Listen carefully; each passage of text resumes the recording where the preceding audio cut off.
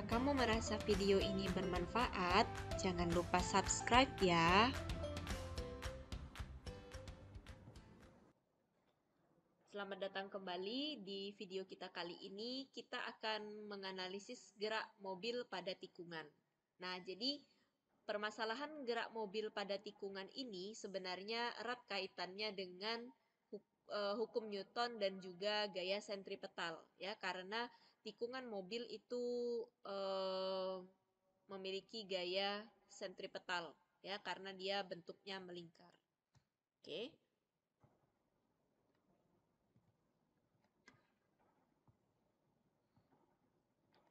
Nah, untuk analisis gerak mobil pada tikungan ini, di video kali ini saya akan membaginya menjadi 3 kasus.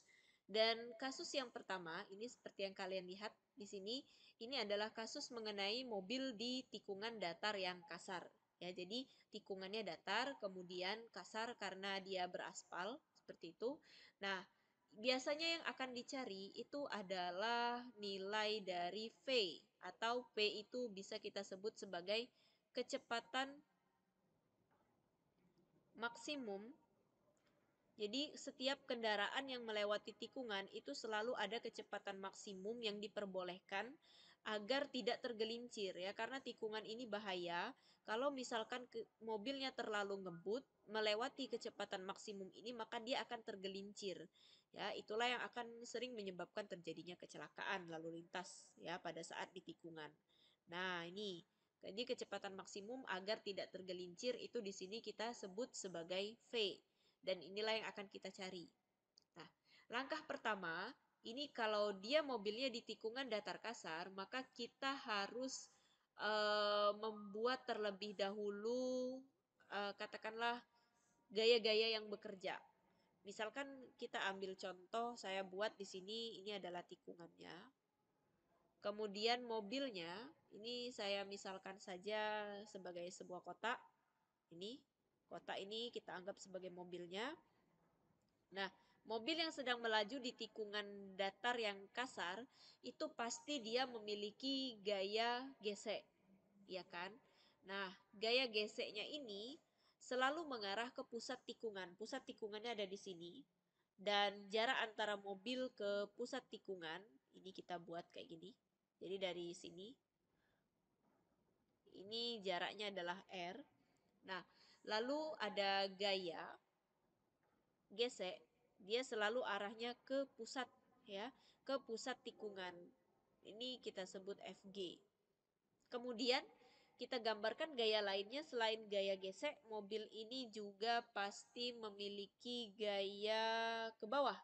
Ini adalah gaya berat, ya. Kemudian karena dia bersentuhan dengan aspal, maka muncullah gaya akibat adanya permukaan, yaitu gaya normal. Nah, jadi ada 3 gaya sekarang yang sudah kita gambarkan. Kemudian yang disebut dengan gaya sentripetal itu adalah gaya yang menuju ke pusat tikungan.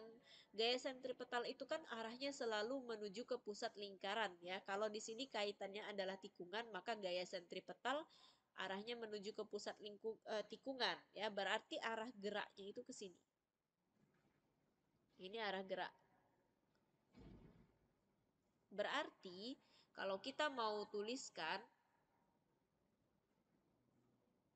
maka ini bisa menjadi seperti ini. F sentripetal itu sama dengan F gesek atau gaya gesek, ya. Karena cuma gaya gesek sendiri yang menuju ke pusat lingkaran. Kalau gaya N sama gaya W, ini malah mereka ini tidak berada di sumbu yang sama dengan arah gerak, ya. Jadi dia berada di sumbu Y, sementara mobilnya bergeraknya searah sumbu X, maka dia tidak bisa dipakai. Nah, kalau kita jabarkan lagi, gaya sentripetal itu kan rumusnya adalah mv kuadrat per R. Sementara gaya gesek di sini, jadi ini bendanya dianggap gaya geseknya statis karena dia diharapkan tidak tergelincir, kan. Kalau dia tidak tergelincir artinya dia tidak bergerak ke sana. Maka gaya geseknya adalah gaya gesek statis, ya. Mu S dikali N. Oke. Nah, kemudian N ini bisa kita jabarkan. Kita tulis lagi ruas sebelah kiri MV kuadrat per R. Nah, mu di sini, mu S. Kemudian N-nya, karena N ini adalah beraksi reaksi dengan W, maka N-nya bisa kita ganti menjadi W.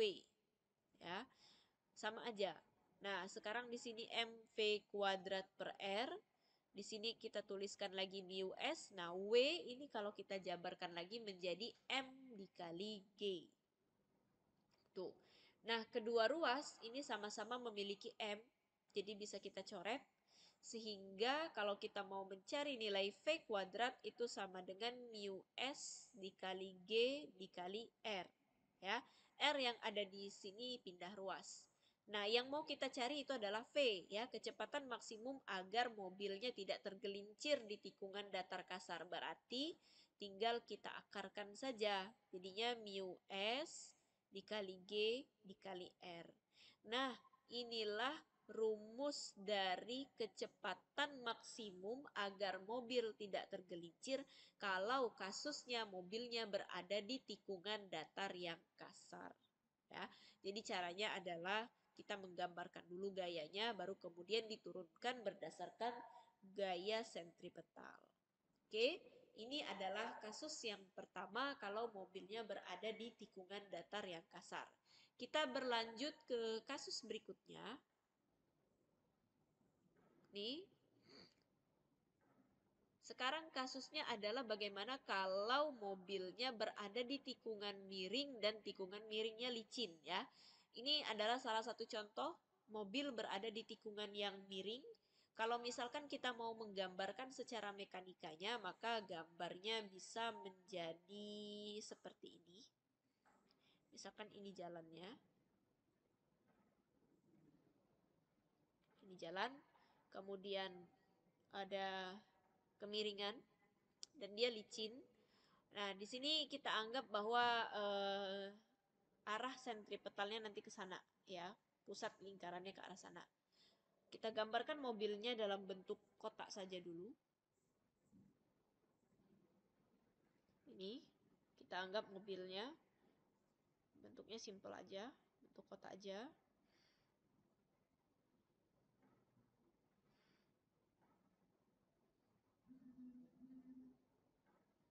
Oke.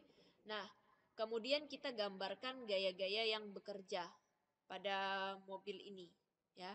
Gaya-gaya yang bekerja pada mobil ini kalau misalkan kita lihat di gambar ini, maka kita akan memiliki yang namanya gaya normal, ya. Gaya normal karena mobil ini menyentuh permukaan. Oke, berarti ke sini gaya normal. Dan kalau misalkan kita anggap bahwa di sini kemiringannya adalah sudutnya theta, kayak gini, maka ke sini, ke bawah sini, sorry, kayaknya ini ada sudut theta, maka ke bawah sini kita memiliki gaya W. Oke, ini dulu deh. Kita bahas yang N dulu aja. Nah, N ini kalau misalkan karena di sini ada sudut theta, berarti ketika kita membuat proyeksi N ke arah sumbu Y, maka ke sini pun ada sudut theta yang terbentuk, ya. Namanya di sini berarti N cos theta. Sementara di sini ke sumbu X ada N sin theta, ya. Nah, selain gaya N, kita juga memiliki gaya W, berat. Berat itu arahnya ke bawah. Sini, ini W. Nah, W ini sama seperti N tadi, ketika kita proyeksikan ke sini, ini akan membentuk sudut theta juga. Maka di sini kita akan memiliki yang namanya W sin, W cos theta. Sementara untuk yang ke sini, ini adalah W sin theta. Ya, jadi ada dua gaya yang kita bahas kalau tikungannya miring dan licin, yaitu N dan W. Tapi kita harus proyeksikan N-nya menjadi N cos theta dan N sin theta, sama seperti W-nya juga W sin theta dan W cos theta. Lalu apalagi yang akan kita lakukan setelah kita memproyeksikan gaya seperti ini? Yang harus kita lakukan adalah kita harus meninjau sumbunya masing-masing. Jadi pertama tinjauan kita adalah tinjau sumbu Y. Mau sumbu X dulu juga boleh ya, sama aja. Nih, tinjau sumbu Y. Sekarang pada saat kita meninjau sumbu Y-nya, maka kita tidak mengharapkan mobil ini bergerak pada sumbu Y ya, naik turun. Sehingga sigma FY-nya ini harus 0. Nah, siapa saja sekarang gaya-gaya yang berada di sumbu Y? Gaya-gaya yang berada di sumbu Y itu adalah N cos theta, ini sumbu Y-nya kalau misalkan kita gambarkan. Ini, sorry. Ini sumbu Y, ini sumbu X. Nah, maka yang searah dengan sumbu Y atau yang sesumbu dengan Y ini adalah N cos theta dan W. Sehingga N cos theta ini ke atas, maka nilainya positif, sementara W ini nilainya negatif karena ke bawah. Ya, jadi N cos theta dikurang W ini sama dengan 0. Sehingga dapatlah N cos theta dikurang M dikali G ini sama dengan 0. Kita jabarkan lagi, kita pindahkan ruas aja. N cos theta sama dengan M dikali G, tanda negatifnya hilang. Sehingga N itu sama dengan M dikali G per cos theta. Nah, inilah tinjauan kita pada sumbu Y. Kita anggap dia adalah persamaan pertama. Sekarang kita tinjau sumbu X. Kita tinjau sumbu X. Nah, di sumbu X ini terjadi gaya sentripetal. Karena di sumbu X ini dia masuk, kan kita tadi ngomonginnya bahwa di ke arah sana itu adalah pusat tikungannya. Ya, jadi pusat tikungannya ke arah sini karena mobilnya miring ke sini pasti pusat tikungannya ke arah sini. Dan ketika dia menuju ke pusat tikungan maka terjadilah gaya sentripetal. Ya, jadi sigma Fx itu sama dengan gaya sentripetal. Jadi gaya-gaya yang searah dengan sumbu X akan menjadi gaya sentripetal. Nah, siapa saja gayanya? Kalau kita lihat di sini, di sumbu X itu yang masuk atau yang menuju ke pusat tikungan ini, itu adalah N sin theta. Ya, cuma N sin theta saja yang searah dengan sumbu X gaya-gayanya. Maka di sini kita tuliskan N sin theta sama dengan Fs-nya kita jabarkan lagi menjadi mv kuadrat per r. Ya. Kemudian lagi dari sini kita bisa tuliskan, di sini kita tinggalin aja n-nya sendirian. Ini menjadi mv kuadrat per r dikali sin theta. Nah, ini adalah persamaan kedua kita. Nah, gaya normal ini bisa kita samakan saja bahwa N sama dengan N. Maka dari persamaan 1 kita dapat nilainya adalah M dikali G per cos theta. Ya. Sementara dari persamaan 2 kita dapat nilainya adalah MV kuadrat per R dikali sin theta. Nah, masing-masing ruas ini punya M, kita coret. Sehingga kalau misalkan kita mau mencari nilai V kuadrat, tadi tujuan kita adalah mencari nilai V, ya kan?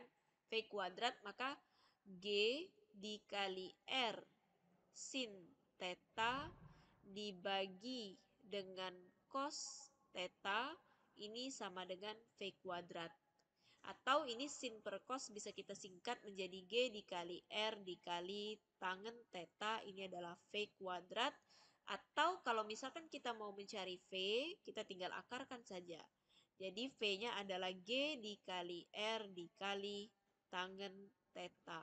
Nah, untuk kecepatan maksimum agar mobil tidak tergelincir atau benda tidak tergelincir pada tikungan miring yang licin, maka kita harus menggunakan kecepatan sebesar akar GR dikali tangen theta. Ya, jadi sudah berbeda lagi dari yang tadi.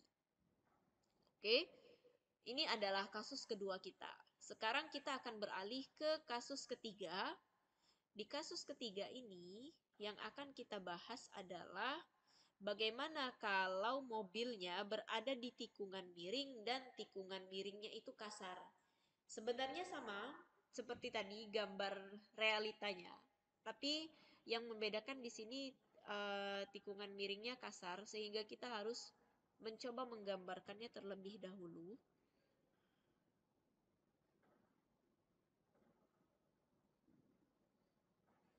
Oke. Nah, mobilnya berada di sini. Mobilnya kita anggap berada di sini.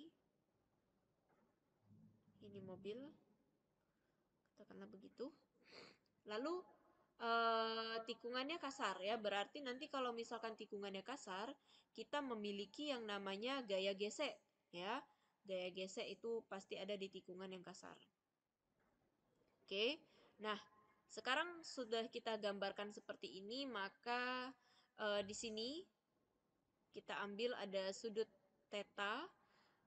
Langkah selanjutnya adalah kita harus menggambarkan gaya-gaya yang bekerja. Ya, yang pertama gaya yang akan kita gambarkan adalah gaya berat. Ya, jadi setiap mobil itu punya gaya berat. Ke sini, sorry, gaya beratnya lurus ke bawah. Ini W. Karena di sini ada sudut theta, berarti kalau kita proyeksikan ke sini, kita akan mendapatkan sudut theta lagi di sini, sehingga di sini namanya adalah W cos theta. Sementara ke arah sini, ini kita mendapatkan W sin theta. Nah, tapi W sin theta-nya ini tidak akan kita pakai, ya. Jadi kita tidak usah kita gunakan saja. Oke, kita hapus W sin theta-nya.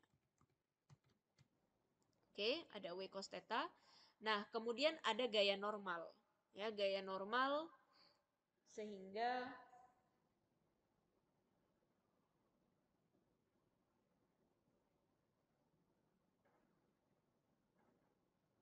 oke. Di sini ada gaya normal, kita gambarkan gaya normalnya, kita bedakan saja warnanya biar enak lihatnya. Di sini ada gaya normal karena menyentuh sorry.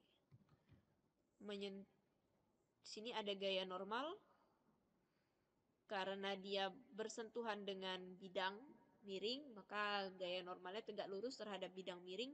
Dan karena ada gaya normal di sini, berarti kalau kita proyeksikan ke sini, maka kita juga akan mendapatkan sudut sebesar theta, dan di sini juga kita akan mendapatkan nilai n cos theta. Dan ke arah sini, kita bisa mendapatkan n sin theta. Ya. Jadi ada theta di sini karena ada W, kemudian ada theta di sini karena N-nya tegak lurus. Nah, gaya yang ketiga yang akan kita gambarkan itu adalah gaya gesek. Gaya geseknya ke arah mana? Gaya geseknya ini diharapkan karena mobilnya ini ada di sini, maka gaya geseknya itu ke sini. Nah, ini F. Gesek. Ya, kelihatan. Nah, ini adalah gaya gesek. Nah, gaya gesek ini karena dia ke arah sini, maka dia juga akan membentuk sudut theta kalau dia ke sini. Ya, ini F G, sorry. Ini ada sudut theta. Nah, berarti di sini ada F G cos theta. Nah, sementara ke sini di sumbu Y ini kita memiliki F G sin theta. Ya. Nah, kemana arah pusat lingkarannya atau pusat tikungannya? Pusat tikungannya ke arah sini. Ya, sehingga nanti gaya-gaya yang sumbu X yang searah ke sini akan mendapatkan nilai positif. Oke, gaya-gaya sudah kita gambarkan seluruhnya. Sekarang kita tinggal menganalisis atau meninjau sumbu-sumbunya ya. Jadi yang pertama yang akan kita tinjau itu adalah sumbu X atau Y boleh. Sumbu Y dulu deh. Sumbu Y. Nah, di sumbu Y ada gaya siapa saja? Ada gaya N cos theta, arahnya ke atas, berarti positif. Kemudian ada W, arahnya ke bawah, berarti negatif. dan ada FG sin theta arahnya juga ke bawah, maka dia negatif. Ya, habis cuma 3 gaya ini, berarti di sumbu Y nanti, karena kita tidak mengharapkan pergerakannya pada sumbu Y, kita buat sigma FY sama dengan 0. Ya, maka jadinya N cos theta dikurang W dikurang FG sin theta, ini nilainya sama dengan 0. Nah, N cos theta boleh ditulis lagi. Kemudian W itu boleh kita jabarkan menjadi M dikali G dikurang. Nah, F geseknya ini karena kita mengharapkan dia diam, maka gaya geseknya adalah gaya gesek statis dikali N dikali sin theta sama dengan 0. Nah, 2 ini punya N, sementara M kali G ini nggak punya N, kita pisahkan dia menjadi N dikali cos theta dikurang mu S dikali N dikali sin theta sama dengan M dikali G. Sehingga ini kalau kita faktorkan, N-nya kita keluarkan menjadi N, di sini ada cos theta min mu S dikali sin theta, ini sama dengan M dikali G. Sehingga N-nya ini adalah M dikali G dibagi dengan cos theta dikurang mu S dikali sin theta. Ya. Nah, ini adalah persamaan pertama yang kita dapatkan dari analisis tikungan pada bidang miring kasar. Nah, sekarang kita akan menganalisis gayanya pada sumbu X, sorry. Ya, tadi pada sumbu Y, sekarang pada sumbu X. Sini. Nah, di sumbu X ini, karena pada sumbu X ini terjadi gaya sentripetal yang mengarah ke pusat lingkaran, berarti sigma Fx itu sama dengan Fs. Ya, sigma Fx-nya sama dengan Fs. Nah, siapa saja anggota dari sigma Fx ini? Yaitu ini yang pertama ada N sin theta, kemudian ada Fg cos theta, positif. Kenapa positif? Karena menuju ke pusat lingkarannya searah dengan gaya sentripetalnya. Nah, cuma 2 gaya ini saja, sehingga kalau kita buat di sini jadinya N sin theta ditambah Fg cos theta, ini sama dengan kalau mau dijabarkan mv kuadrat per r, ya, pada sumbu X. Nah, sekarang kita jabarkan lagi, ini jadinya N sin theta ditambah Fg itu mu S dikali N dikali cos theta, ini sama dengan mv kuadrat per R. Nah, sekarang karena di sini sama-sama punya N, kita keluarkan N-nya menjadi di dalam kurung masih ada sin theta ditambah mu S cos theta. Ini sama dengan mv kuadrat per R.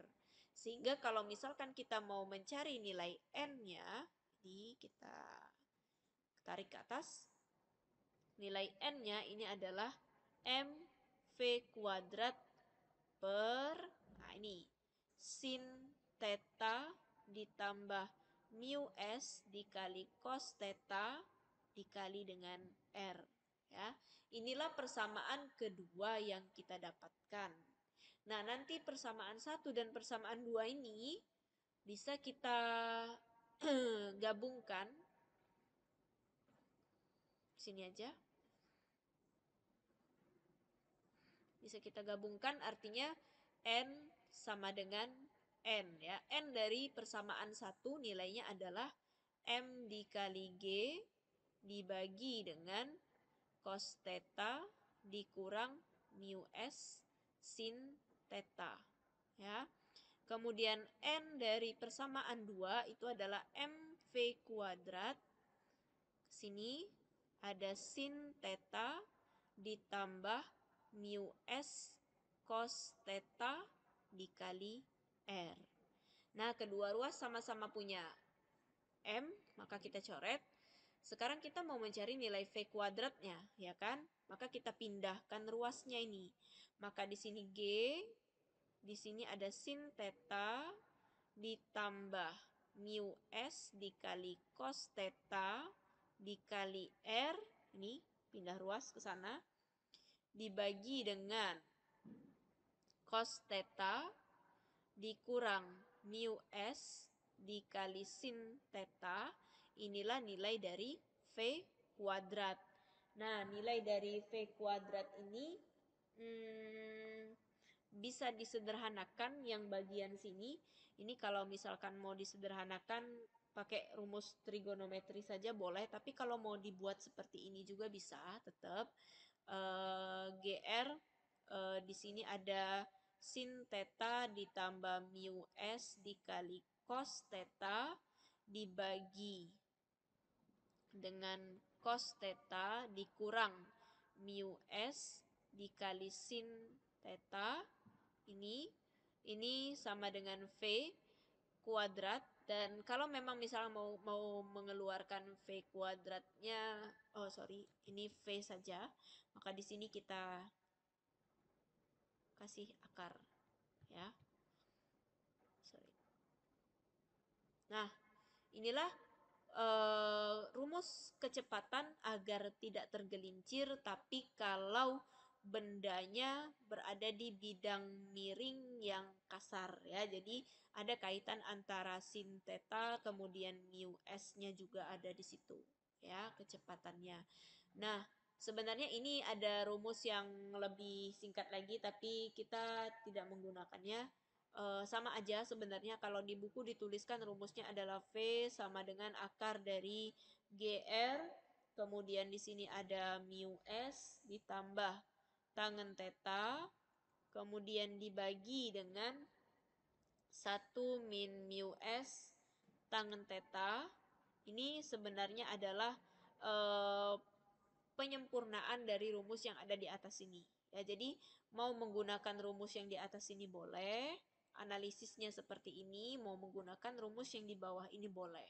Ya, sama, analisisnya sama, cuma beda rumus yang di bawah ini sudah disederhanakan saja.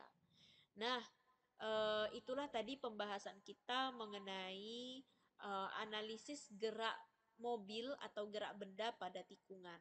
Ya, jadi ada 3 kasus. Terima kasih telah menyaksikan. Sampai jumpa di video selanjutnya. Terima kasih sudah menyaksikan videonya. Jangan lupa subscribe ya.